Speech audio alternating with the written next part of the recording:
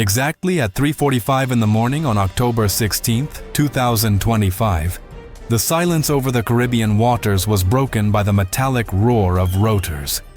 They were MH-6 Little Bird and MH-60 Black Hawk helicopters belonging to the U.S. Army's 160 Special Operations Aviation Regiment. They were flying less than 90 nautical miles from the Venezuelan coast, near the oil platforms northeast of Trinidad. A bold, almost provocative maneuver in one of the hemisphere's most tense regions. The operation was not a combat incursion, but a training exercise, a U.S. official confirmed. However, its location, its timing, and the type of aircraft involved suggest something much bigger is at stake. During the first days of October 2025, elite units of the U.S. Army, supported by strategic B-52 bombers and the Special Operations Mothership MV Ocean Trader, conducted maneuvers just 144 kilometers from Venezuelan territory. The B-52, with over 70 years of active service, remains one of the most feared bombing platforms on the planet. It can fly over 14,000 kilometers without refueling and carry up to 32 tons of weaponry, including JDAM laser-guided bombs, AGM-86 cruise missiles with a range exceeding 2,400 kilometers, and penetrating munitions capable of destroying underground bunkers. In a single flight, a squadron of B-52s can flatten a military installation or neutralize an entire surface fleet. For its part, the MV Ocean Trader is a floating special operations base modified from a commercial vessel. It can house 200 personnel, about 150 of whom belong to assault units like the Navy SEALs or Delta Force. Its deck allows for the simultaneous operation of 6 MH-6 Little Bird or MH-60 Black Hawk helicopters, offering refueling, maintenance, and tactical support in the open sea.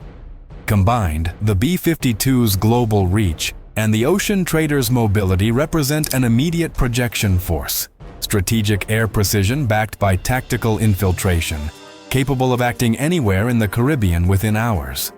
The Pentagon described the mission as a routine operation to maintain the operational proficiency of its crews, while sources at the Washington Post warned that these flights could be part of a training exercise preceding actions within Venezuelan territory itself. The maneuvers coincided with the announcement by President Donald Trump, who on Wednesday, October 8th, confirmed he had authorized the Central Intelligence Agency, CIA, to execute covert operations inside Venezuela. In the president's own words, it was a direct expansion of the mission against what he termed narco-terrorist organizations. According to satellite records from September 25th, the MV Ocean Trader, a commercial vessel converted into a floating special operations base, was docked in the port of Sainte Croix in the U.S. Virgin Islands.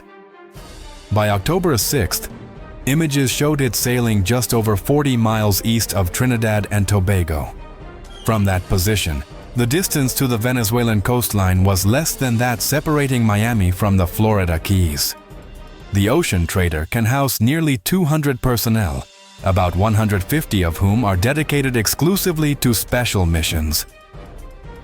Aboard, it has hangars capable of maintaining and refueling multiple aircraft, including the helicopters observed in video circulating over the Caribbean.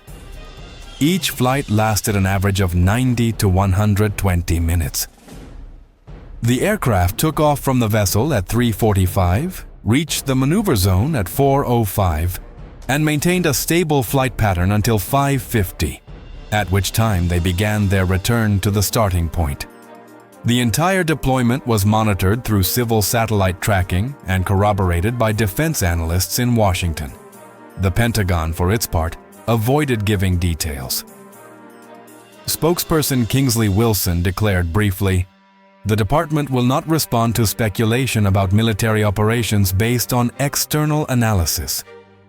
However, the magnitude of the U.S. military movement in the Caribbean suggests something more than simple exercises. In fact, independent intelligence reports confirm that nearly 10% of currently deployed U.S. naval power is concentrated in that area, This includes an attack submarine, several destroyers, F-35 fighters stationed in Puerto Rico, and since late September, 3 strategic B-52 bombers operating from advanced bases in the region. In parallel, the Air Transport Command sent several C-17 Globemaster aircraft to St. Croix between September 25th and October 5th, transporting personnel and logistical material from Fort Campbell, Kentucky, home of the 161st Regiment. The small Little Bird helicopters, designed for infiltration and close support to special forces like the Navy SEALs or Delta Force, also departed from there, exactly at 6:10 in the morning on October 8, 2025. The Venezuelan air defense radar at the Barcelona base, Anzoátegui State, registered low-altitude echoes moving over the sea. They were weak, intermittent signals, but consistent with helicopters about 100 kilometers from the coast. Operators later confirmed that the aircraft had not crossed national airspace, but the incident was enough for the Venezuelan armed forces to raise the alert level to operational yellow. That same day, U.S. military sources reported that the MH-6 Little Bird and MH-60 Black Hawk flights continued in similar patterns throughout the week. The routes, measured by satellite, extended between 70 and 90 miles from the Venezuelan coast, always within international waters.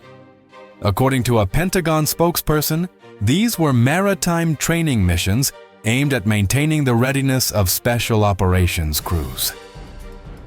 The deployment was not limited to helicopters. U.S. Air Force images confirmed the presence of 3 B-52 Stratofortress bombers, flying at high altitude over the central Caribbean. These aircraft, capable of carrying up to 32 tons of armament, performed maneuvers between Puerto Rico and the Lesser Antilles Arc for approximately 4 hours, between 9 a.m. and 1 p.m. local time. In parallel, Arleigh Burke-class destroyers equipped with Tomahawk missiles and Aegis anti-aircraft defense systems were detected 80 miles north of the Venezuelan coasts. The presence of these ships, combined with that of the ocean trader, constitutes what analysts at the Center for Strategic and International Studies, CSIS, have called a seismic repositioning of U.S. naval power in the Caribbean. Bradley Martin, a researcher at the RAND Corporation and former naval commander, stated that the ocean trader has the capacity to operate for weeks without returning to port and can serve as a mobile base for at least 6 aircraft. He added that this type of vessel is used in operations that require discrete mobility and rapid deployment of elite forces. Tension increased after the words of President Donald Trump, who, in a press conference from the White House, declared that he had authorized the CIA to execute covert missions inside Venezuelan territory. He said verbatim, "Drug trafficking has turned Venezuela into a sanctuary for organized crime, and we will act to stop it wherever necessary." U.S. authorities have insisted that the maneuvers seek to maintain operational readiness and offer tactical options to the president. However, sources at the Department of Defense acknowledge that, since September, at least 5 maritime attacks have been carried out against vessels allegedly engaged in drug trafficking. In those operations, 27 people were killed, although none were officially identified as armed combatants. The fact that the White House has declared an armed conflict against drug traffickers marks an unprecedented doctrinal shift. It converts criminal groups into legitimate military targets. Jurists and international law specialists call the measure dangerous, as it opens the door to military operations within sovereign countries without a formal declaration of war. In this context, the authorization granted to the CIA to conduct missions within Venezuela generates an additional layer of uncertainty. The agency is not obliged to publicly report on its operations, making it impossible to verify if covert activities are already underway.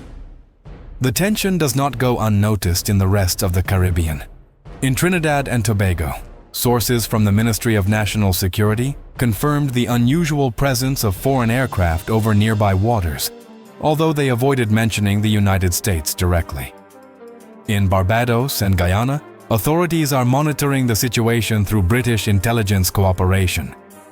Meanwhile, air traffic reports show a 40% increase in U.S. military flights between Puerto Rico, St. Croix, and Florida since early September. Some of these flights correspond to the large C-17 Globemasters transporting logistical material, fuel, and personnel specialized in electronic warfare. The Caribbean, traditionally a region of transit and trade, is becoming a high-tension military chessboard. As air patrols intensify and political statements harden, the margin for diplomacy narrows. The Pentagon remains silent, Caracas reinforces its defenses, and the rest of the continent silently observes the development of a crisis that could escalate with a single spark. At 7:30 on October 14, 2025, the last U.S. reconnaissance flights were detected over international waters off the eastern coast of Venezuela. The aircraft returned to their floating base without incident, marking the end of a week of intense operations that kept the entire region on edge. Without firing a single shot, the United States had managed to send an unequivocal message. Its ability to act quickly, precisely, and with reach remains absolute in the Caribbean. Within the United States, the controversy does not cease. International law experts, such as Professor John Bellinger of Georgetown University, argue that declaring a war on drug trafficking lacks legal basis. In his words, lethal attacks in international waters against unarmed suspects are not combat operations, but extraterritorial executions. Meanwhile, in the Caribbean, the MV Ocean Trader continues to operate with its full crew and remains in direct communication with the Pentagon. Naval sources affirm that its helicopters continue to perform maintenance and training flights, although at a greater distance from the Venezuelan coast. The conflict, for now, remains in the realm of deterrence. There are no confrontations, but there is constant pressure, a demonstration of power that reconfigures regional geopolitics. The episode reveals a new dynamic.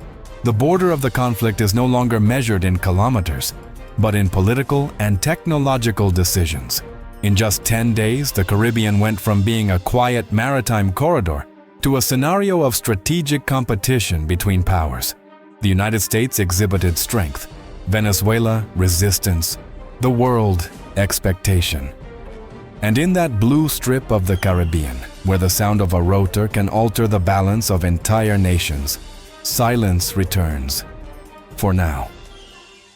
The tension between Washington and Caracas seems frozen, but not resolved.